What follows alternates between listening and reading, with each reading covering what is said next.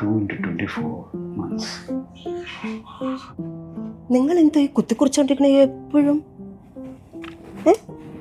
നീ ഡിസ്റ്റർബ് ചെയ്യല്ലേ? 2 ദിവസമായിട്ട് ഞാൻ ശ്രദ്ധിക്കുക. എന്നോടൊന്ന് മിണ്ടാൻ പോലും സമയം കിട്ടാത്ത ജോലിയാണല്ലോ ഏത് സമയവും. വിനോദേ, അതെ, ഞാൻ യൂസഫലിയുടെ മാനേജറുമായിട്ട് സംസാരിച്ചായിരുന്നല്ലോ. വിനോദ് 15 കോടി എന്നാണ് പറഞ്ഞെന്ന് പറയുന്നത്. അതെന്തിനാ അത് നമ്മൾ കുറയ്ക്കുന്നേ? നമ്മുടെ ഷെയർ കൂടുതലല്ലേ ചോദിക്കാൻ. ഒരു കാര്യം ചെയ്യും, ഞാനൊന്ന് യൂസഫലിയായിട്ട് സംസാരിക്കട്ടെ. ഞാൻ സംസാരിച്ചിട്ട് പറയാം കേട്ടോ. ഞാൻ വിളിക്കാം തിരിച്ച്. നിങ്ങൾ ഈ ലുലു മോളിന്റെ യൂസഫലി വിളിച്ചോന്നാ പറയണേ? അപ്പൊ 15 കോടി എന്ന് പറഞ്ഞതോ? എനിക്കൊന്നും മനസ്സിലാവണില്ല. നിങ്ങൾ ശരിക്കുള്ള യൂസഫലിയാണ് വിളിച്ചത് ഇപ്പം? അത് യൂസഫലിയായിട്ടൊരു ബിസിനസ് പ്ലാൻ ഉണ്ട്. നീ ഇപ്പം അത്ര അറിഞ്ഞാൽ മതി.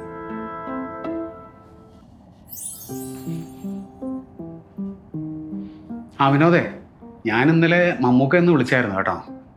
പക്ഷെ ലാലേട്ടനില്ലാതെ മമ്മൂക്ക ഇതിൽ ഇൻവെസ്റ്റ് ചെയ്യുന്ന കാര്യം സംശയമാണ്. ഒരു കാര്യം ചെയ്യാം, ഞാൻ അന്ന് ലാലേട്ടനെ വിളിച്ചൊന്ന് സംസാരിച്ച് നോക്കാം. അല്ല, ഇവർ രണ്ടാളില്ലെങ്കിലും നമുക്ക് കുഴപ്പമൊന്നുമില്ല.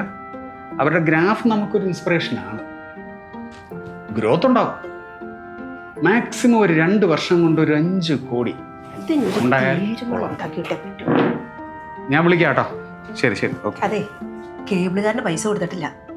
പത്രക്കാരന് 500 രൂപയുണ്ട്. വേസ്റ്റ് എടുക്കാൻ വരുന്ന ആൾക്ക് കൊടുക്കണം. ഞാൻ എന്താ ചെയ്യണ്ടേ? ഞാൻ എന്താ ചെയ്യണ്ടേ? ആ യൂസഫലിയുടെ കയ്യിൽ നിന്ന് കിട്ടിയ 15 കോടിയും പിന്നെ മമ്മൂട്ടി മോഹൻലാലും വഴി കിട്ടാൻ പോണ 5 കോടിയും കിട്ടുന്നത് വരെ ഞാൻ ഈ പറഞ്ഞവർക്ക് പൈസ കൊടുക്കാതിരിക്കാൻ പറ്റൂല. നീ ചായ എടുത്ത് വെച്ചിട്ടുണ്ടല്ലോ.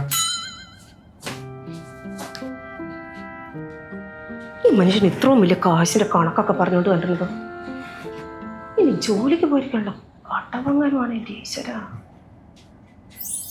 ഹലോ ഡോക്ടറെ, ഞാൻ നീന പറഞ്ഞിട്ട് വിളിക്കുക.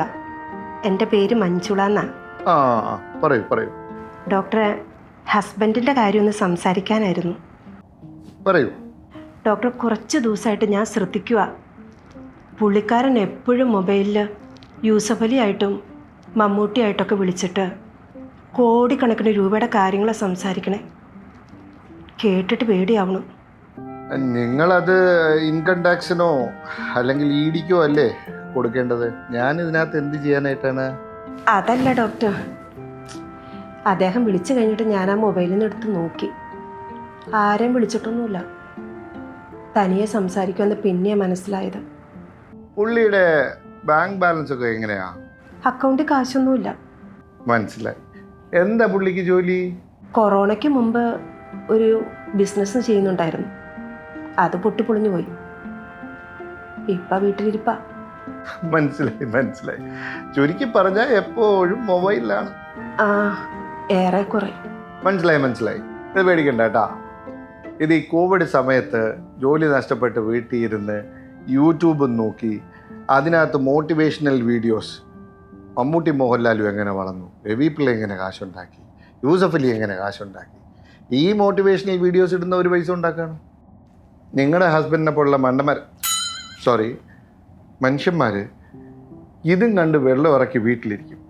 മെഡിക്കൽ സയൻസ് ഞാനിതിന് യൂസ്ലെസ് ഫെലോ മെൻ്റൽ ഡിസോർഡർ എന്നാണ് വിളിക്കാറ്. ഞാൻ എന്താ ചെയ്ത ഡോക്ടർ? വളരെ സിമ്പിളാണ്. ഇനി ഇതുപോലെ മൊബൈൽ നോക്കിയിരിക്കുന്ന കണ്ടു കഴിഞ്ഞാൽ അതങ്ങ് തല്ലിപ്പൊട്ടിക്കുക, എന്നിട്ട് പറഞ്ഞല്ലോ പണിക്കുമ്പോഴേ. അത്രേ ഉള്ളൂ. Thank you doctor. പൂമുഖവാതിൽക്കൽ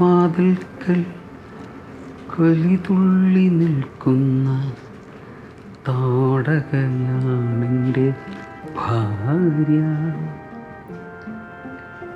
വിനോദേ, ഒരു പുതിയ ബിസിനസ് പ്ലാനുണ്ട്. നമ്മുടെ അദാനിയായിട്ടൊന്ന് സംസാരിക്കാം. പുള്ളിക്ക് പാർട്ട്ണർഷിപ്പിൽ താല്പര്യമുണ്ടോയെന്ന് നോക്കട്ടെ. അങ്ങനെ ഉണ്ടെങ്കിലേ നമ്മൾ വിഴിഞ്ഞം സീപോർട്ടും നമ്മുടെ സംരംഭവുമായിട്ട് ഒരു ടൈപ്പ്. നാളെ മുതൽ എന്തെങ്കിലും ജോലിക്ക് പോയേ നേരം വേണം ജീവിക്കാൻ നോക്കിക്കൊള്ളണം. ഓരോ ഊട്ടായിപ്പോയിട്ട് അങ്ങ് ഇറങ്ങിയേക്കും.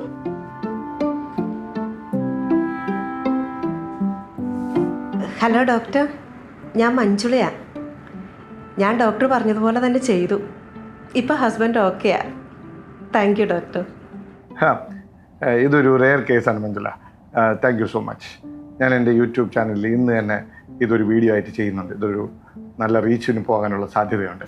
Thank you so much. Okay, thank you. ഏ